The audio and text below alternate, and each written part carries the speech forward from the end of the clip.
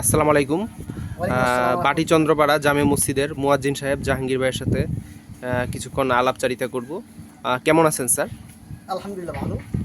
তো স্যার আপনাদের এলাকাতে আসলাম, আপনার সাথে কেউ নি? আমার সাথে উনি আমার ভাতিজা যে মোহাম্মদ রাকিবুল ইসলাম। ও, রাকিব ভাই ভালো আছেন? হ্যাঁ, এই তো আলহামদুলিল্লাহ। আচ্ছা, ঠিক আছে। তো এখন আপনাদের এই মসজিদে আসলাম, তো মসজিদ সম্পর্কে কিছু বলবেন জাহাঙ্গীর ভাই?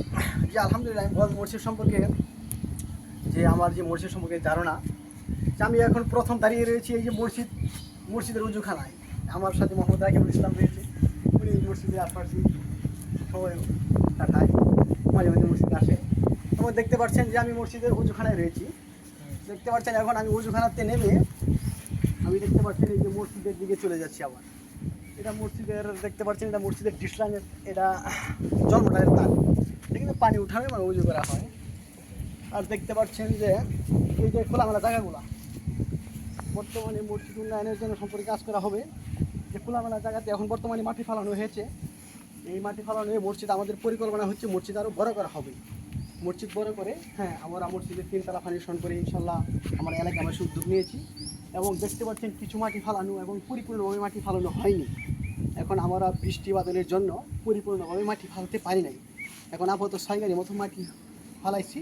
এখন আরও মনে করেন 10-12 গাড়ি লাগতে পারে অনুমানে। আরও আমরা এই মাটি ফালায় যখন এই ফিল্ডভাবে ভরট করবো, তখন আমরা ইনশাল্লাহ আল্লাহ যদি তৌফিক দেয়, বিদেশি সংস্থা থেকে অথবা নিজেরাই হোক, আমরা এই মসজিদ যেন 3 তলাভাবে সুন্দর করে করার জন্য আমরা পরিকল্পনা নিয়েছি।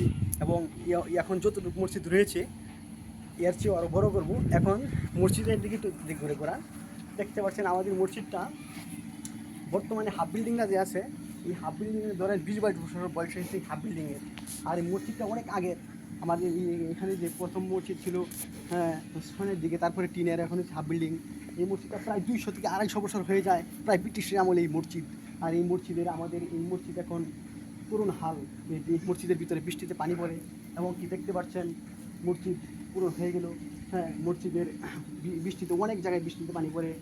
দেখতে পাচ্ছেন যে মসজিদটা যে একটা জায়গায় রয়েছে, জায়গাটা অনেক সুন্দরময়, জায়গাটা অনেক পরিবেশময়, সুন্দরময় জায়গাটা। এই জায়গাটাতে মসজিদ যদি ভালো করে আমরা উন্নত করে 3 তলা ফাউন্ডেশন করে মসজিদটা করতে পারি মিনার টিনার দিয়ে, তাহলে মসজিদটার সুন্দর যা অনেক আরও বেড়ে যাবে। দূর দূরান্ত থেকে মানুষে বলতে পারবে না একটা সুন্দর একটা মসজিদ দিয়েছি। আমাদের যে মসজিদের যে দেখতে পাচ্ছেন যে মসজিদের রাস্তাগুলা, এই রাস্তা দিয়ে আমরা মসজিদের রাস্তাটা আরও করা হবে, আরও সুন্দর করে করা হবে। এই মসজিদটা আরও বড় করে করা হবে। তার যে মসজিদের চারোদিক খোলা, মসজিদের চারোদিক খোলামেলা রয়েছে। এখানে আমরা প্রায় সময় লোক সকল বসে থেকে বিভিন্ন ইনডোর সেট ইউজ করে বিভিন্ন বসে এখানে জিজ্ঞেস আজকার সময় কাটায়, আপাতত মোবাইলে বিভিন্ন সময় কাটায়। এবং মসজিদে যে নিয়মিত যে মুসল্লি রয়েছে, তারা মসজিদের মধ্যে নিয়মিত 5 ওয়াক্ত নামাজ এখানে ইনশাল্লাহ পড়া হয়। আর মসজিদটা অনেক আগের ঐতিহ্য মসজিদ।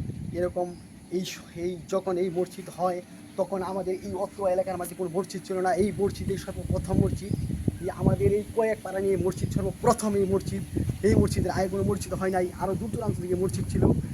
আমাদের এই মসজিদ আগের মসজিদ হলে কেউ এখনও করা হয় নাই। আমাদের ব্যর্থতা, আমাদের এই অবহেলাতার কারণে হয়নি। ইনশাল্লাহ এবার হয়ে যাবে ইনশাল্লাহ। আপনারা যদি আপনাদের কাছে আমরা দোয়া চাই, আর কিছু চাই না। আপনাদের কাছে আমরা যেন সামনে ধাপে এগিয়ে যেতে পারি, এই মসজিদকে আরও সুন্দর স্বাবলম্বীভাবে করতে পারি।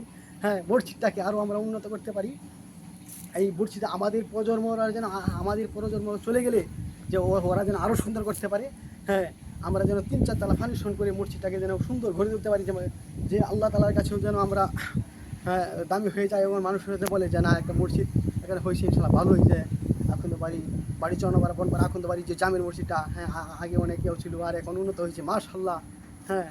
আর এখন আমি এই সম্পর্কে যে মসজিদের কিছু ধারণা দিলাম।